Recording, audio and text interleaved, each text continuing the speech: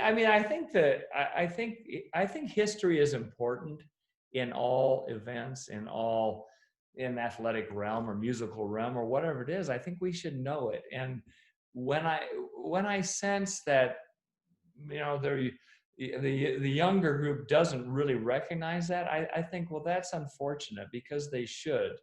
And then when you bring it back just to the athletic domain of, you know, what we did way back when, well, there's one thing that you can compare in this sport is time.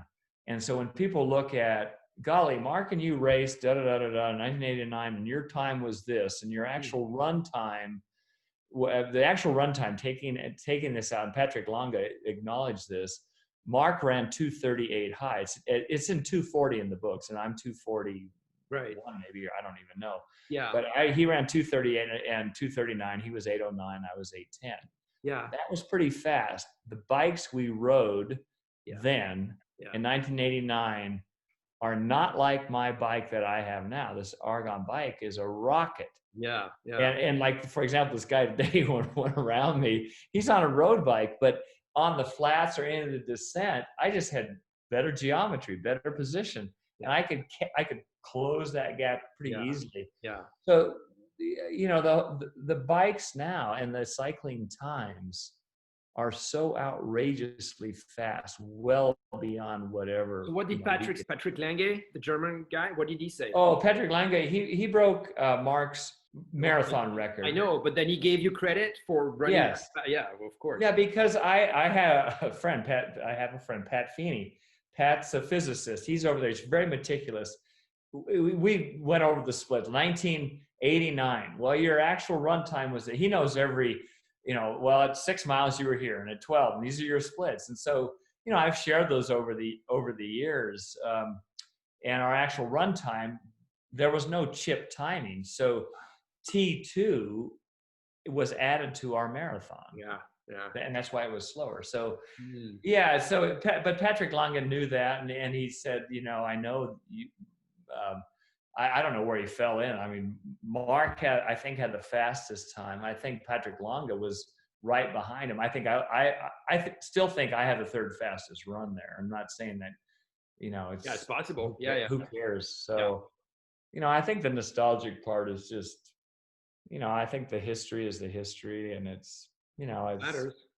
Yeah, I don't get tired of talking about it. I get tired of talking about certain races over and over again. And I think there's an element of, you know, this sport, and it's come out, and I think I've done 16 podcasts since COVID started. I mean, wow. Yeah. I mean, it's an easy way to communicate.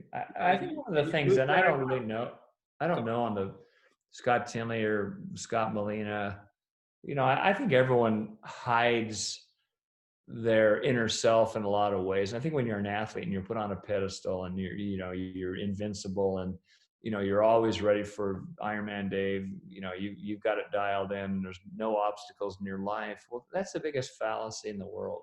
You know, that is just a total fallacy. And I've followed a number of athletes and also entertainers that have had huge psychological and mental problems where they manifest into depression. Yeah. And I had it very badly my whole career.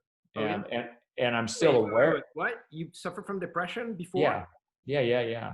Every Ironman year I had depression. How did it manifest? It would manifest that I would never go back and say, oh, that was a really great training day. It was always what's next, and how can I be better? And, you know, that was a good race, but boy, I can go faster. So it was never acknowledging, you know, this journey we talk about and what I talk about, and sort of saving those little successes along the way. I didn't really do that. It was never enough. You were never enough. And so the way I would, it's like an alcoholic. You know, you shouldn't drink a lot because it's not good for you, and it sets you in this deep dark depression. And what I would do is I would stop training, and people don't understand that. The way you control an addict who trains all the time for one goal is don't train and overeat. So get fat and don't train, and then just brew on how bad you are. That's what you were doing. Yes. But then you were also able to come back in the racing shape and win again. Yes, that's right. That's crazy. That's right. And so I had many periods of darkness, multiple days Oh, of wow. nothing. People don't know that very much. No, they don't. And it's come out in a couple of podcasts. I did one with Helen Murray, and I did one with Rob Wilby. I don't know if you know him, But a few other people. But that was when you were competitive, and when you Yes. stopped being competitive, that went away. No. I finally got to the point where I saw some psychologists and psychiatrists during those Ironman years where I won, and well, I did too. So I did too, so I can relate. Yeah, I mean, it's I think it comes up in a lot of different ways, regardless of your profession. And I think when you're revered as an athlete, I recognize that. But that's already big. It's already big, and it's big in everyone else's eyes. But boy, you don't feel very big sometimes. So you have to walk out in front of that crowd, being a piece of electricity that everyone expects. And I was able to do that, but when I would close the door of my hotel or wherever, I just would crumble. Oh, wow. So it's kind of a vicious, it's a vicious cycle. It's very common with athletes. Actually, I just saw this documentary. Michael Phelps is the narrator of it.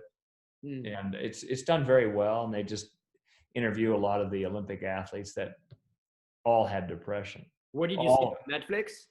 Is it? Yeah, it's on Netflix. I'm trying to think of what it is. It's something gold. I'll look it up. It's done very well. I mean, if you Google it, you'll find it. It's worth watching. That was a huge problem. And I don't know, I didn't talk to Mark or Scott and Scott.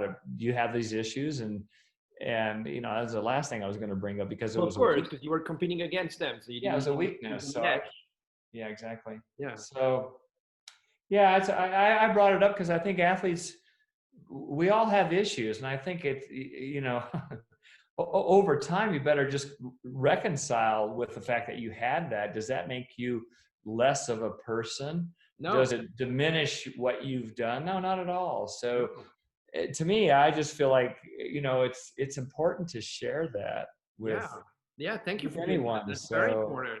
Yeah.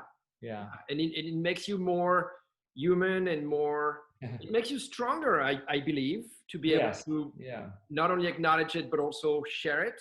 Yeah. Well, I have kind of a steadfast rule, Gail. I mean, I wrestle with it for a long time, and I'm aware of it all the time. If I get consumed with work stuff and, I'm not good enough, I'm not doing that, I lose a sponsor, whatever it is, it comes right back at certain levels. And I know the one positive trigger is, and I've said this to many people, I said, generally, if you do something in movement wise, whatever that is, you're going out for a fast walk, you go for a run, and you take 20 minutes where you're outside, where your endorphins can elevate, morphine like hormone, you're going to feel better. And so I just, I'm driven by, I just need to go exercise, even if that's a little tiny level, and just get out and move. And of course, that one of the reasons I picked Boulder is my sister was here, but it's got a lot of sunlight. Yeah. And I hear you. Yeah, they don't have it anymore because I think of climate change. But where I lived in Northern California, Davis, we used to get this fog. Yeah. They just don't get it anymore. And it used to settle in from like November right now through January, and the temperature would be the same all day long. You wouldn't see it. And I'd ride up 500 feet and I'd get in the sunlight and I'd come back down to this. And I just found that was so oppressive. That just exacerbated the problem. So I hear you. I mean, I moved from Paris, France to San Diego, California. Yeah, right. Here you go. Exactly. Oh, I hear you. Exactly. Yeah. Anyway. Wow, man. Thank you. That's really, wow. I love talking to you. Thank you so much. Yes, you're welcome, Gail. Pleasure. Yeah. Nice chat with you. Well, okay. So, all right, man. Thanks for the talk. Yeah. Likewise, Gail. Okay. All right, Gail. Good. Thank you so much. Yeah, we'll be in touch. Okay. Have a nice day. Cheers. All right. Have a good evening. See you. Bye. Bye.